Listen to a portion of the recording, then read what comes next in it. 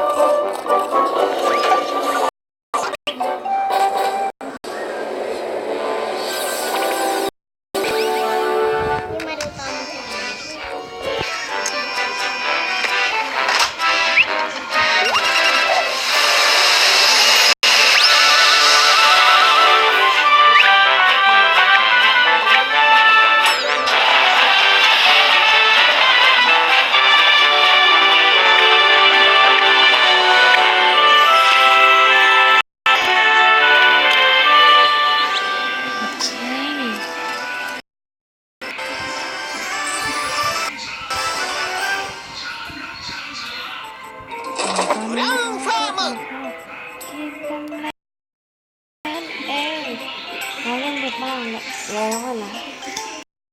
ไม่ได้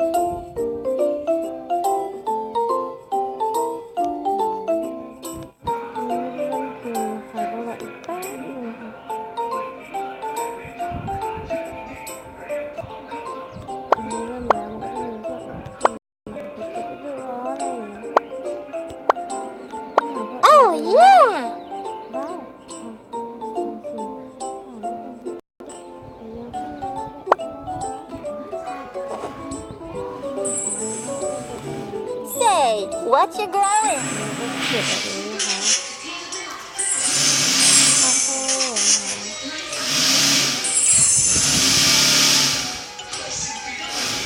You don't have enough materials. เนี่ยค่ะพอเรียนข้าวอยากจะเรียนอะไร I shall send this express delivery. ข้าวเลยวัก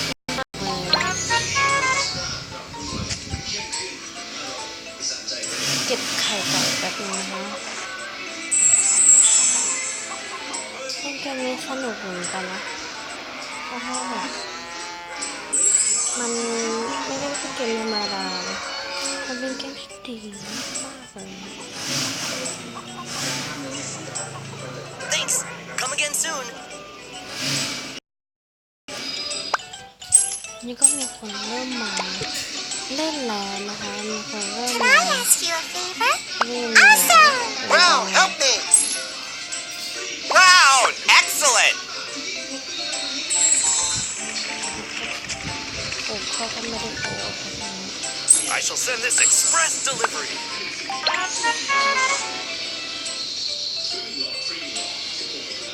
Drinking milk, really? ไม่ทำเลยใช่ไหม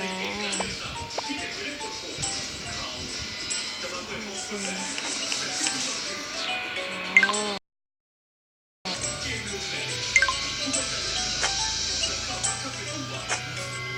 อาหารไก่อาหารบริการ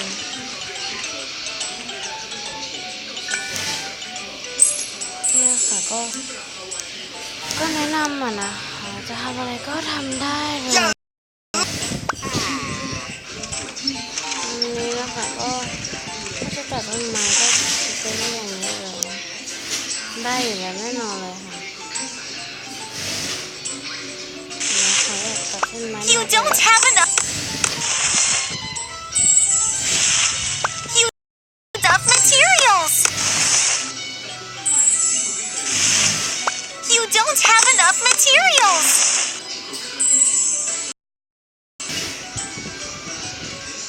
ง่ายก็ไม่หามาทำกันเลย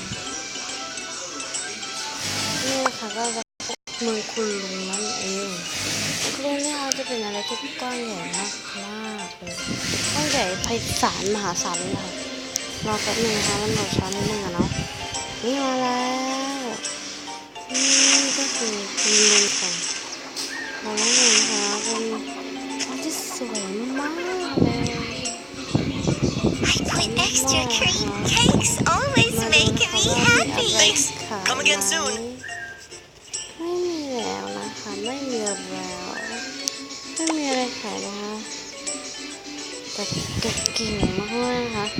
คุณลุงทำได้สวยมากๆเลยน่ารักมากๆเลย I get up at 5 a.m. every morning to make this. โอ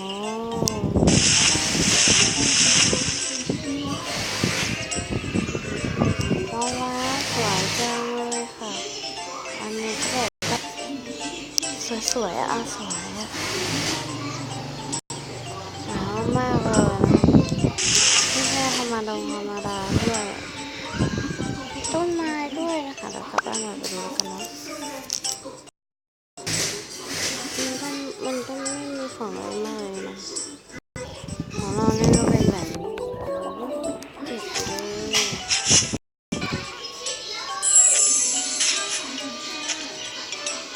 มันจะเท่าไหร่เองค่ะ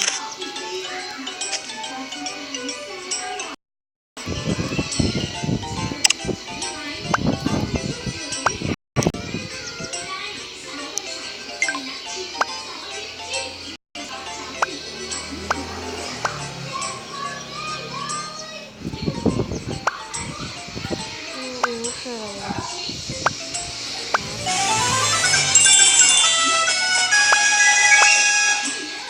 ครับนะ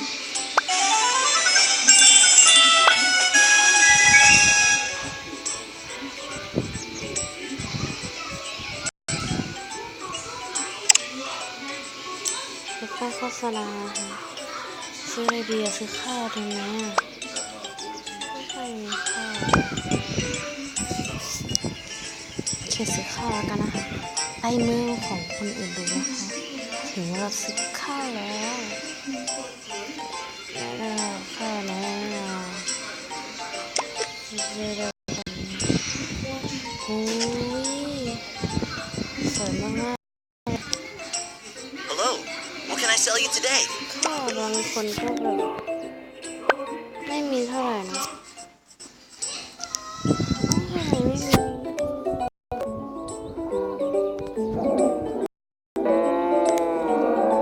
Could you lend me a hand with something?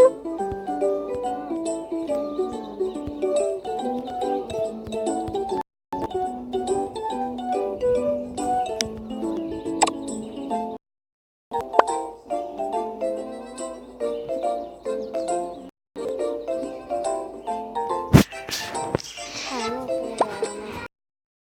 ขายหมดไปแล้ว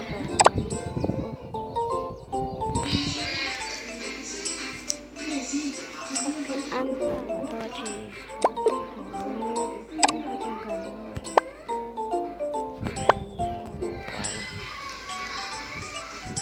ข้าวหมดไปมากๆเลยขายหมดไปเลยอีกแล้วหวังว่าข้าวจะไม่หมดอีกนะเวนซื้อขายเลยนะเพราะว่าต้องการข้าวมากๆเพื่อเอามาปลูกเพิ่มหมดแล้วอะค่ะ Hello. What can I sell you today?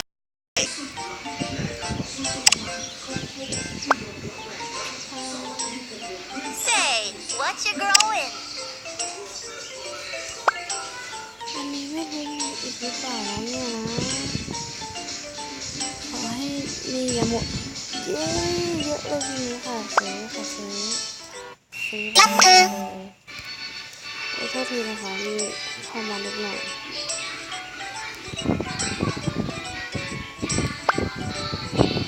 อยากได้ข้าวมากๆไม่ต้องเสียเลย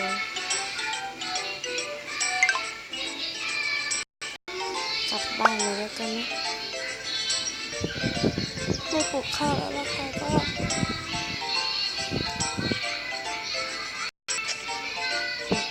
เลยนะ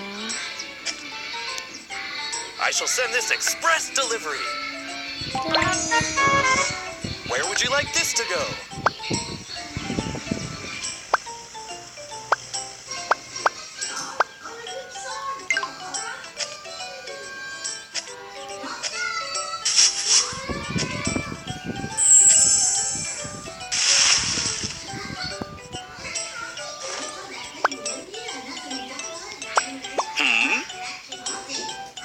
Very good. Now then. ได้ไปส่งตัวไปได้แล้วทำเป็นภาษาอังกฤษหนูน้อง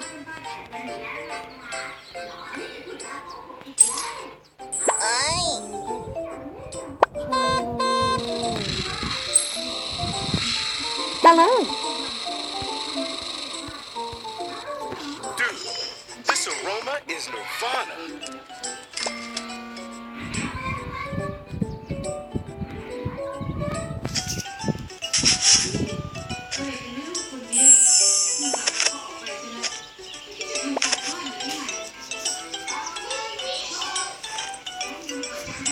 Hãy subscribe cho kênh Ghiền Mì Gõ để không bỏ lỡ